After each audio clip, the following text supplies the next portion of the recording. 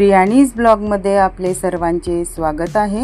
यंदा 2025 मध्ये गौराई आगमन, गौराई आवाहन कधी असणार आहे, ज्येष्ठा गौरी आगमन कधी असणार आहे आणि ज्येष्ठा गौरी विसर्जन कधी असणार आहे, ज्येष्ठा गौरी आगमनाचा शुभ मुहूर्त काय असणार आहे याविषयीची संपूर्ण माहिती आपण या व्हिडिओमध्ये बघणार आहोत। त्यापूर्वी तुम्ही चॅनलवरती नवीन असाल तर सबस्क्राइब नक्की करा। येत्या 2025 मध्ये गौरी आवाहन 31 ऑगस्ट रविवार रोजी होणार आहे। गौरी पूजन हा महत्त्वाचा हिंदू सण आहे जो विशेषतः महाराष्ट्रात मोठ्या उत्साहात साजरा केला जातो। या दिवशी महिला आपल्या घरी गौरी म्हणजेच पार्वती देवीची पूजा करतात। गौरीला देवी लक्ष्मीचे रूप मानले जाते आणि या पूजेमुळे घरात सुख समृद्धी आणि आनंद येतो असे देखील मानले जाते। प्रत्येक घरात आपापल्या चालीरीती, कुलधर्म, कुलाचार याचे पालन करून गौरी आवाहन, पूजन आणि विसर्जन केले जाते। गणेश चतुर्थीनंतर तिसऱ्या दिवशी गौरीचे आगमन होते। 3 दिवस चालणारा हा उत्सव आनंदात आणि मोठ्या जल्लोषात साजरा केला जातो।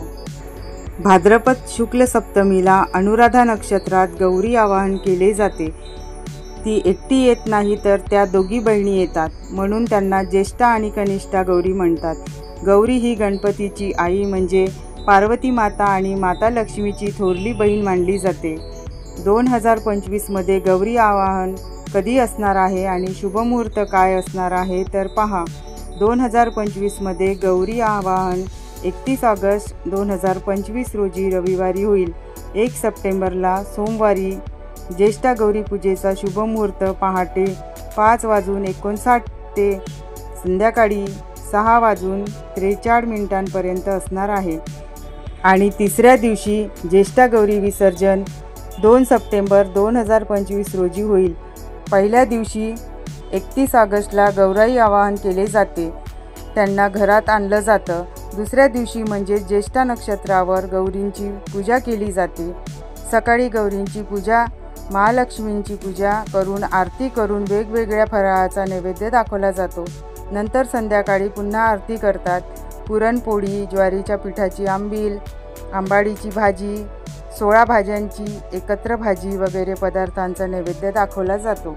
नैवेद्यात शेंगदाणा आणि डाळीची चटणी, पंचामृत, पडवळ घालून केलेली ताकाची कढी, कटाची आमटी, वेगवेगळ्या प्रकारची भजी, पापड, लोणचे असे सर्व पदार्थ केळीच्या पानावर ठेवतात आणि तिसऱ्या दिवशी म्हणजेच मूळ नक्षत्रावर गौरीचे विसर्जन करतात। त्या दिवशी सकाळी सुताच्या गाठी पाडतात।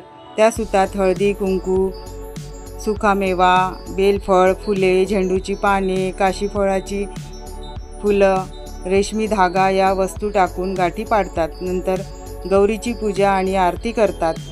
गोड शेवयाची खीर, उडीद डाळीचा भाजलेला पापड याचा नैवेद्य दाखवतात आणि या तिसऱ्या दिवशी गौरीच्या चेहऱ्यावर एक प्रकारची उदासीनता दिसून येते।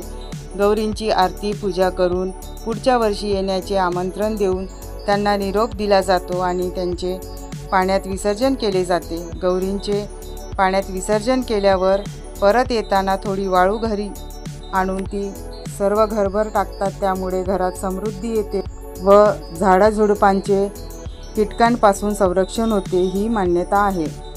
तर आजचा हा व्हिडिओ कसा वाटला कमेंटमध्ये नक्की सांगा। व्हिडिओ आवडला असल्यास व्हिडिओला लाईक, शेअर आणि सबस्क्राईब नक्की करा। ऑल प्रेस करायला विसरू नका, म्हणजे माझे येणारे प्रत्येक व्हिडिओ तुम्हाला बघायला मिळेल। चला तर मग भेटूया नेक्स्ट व्हिडिओमध्ये।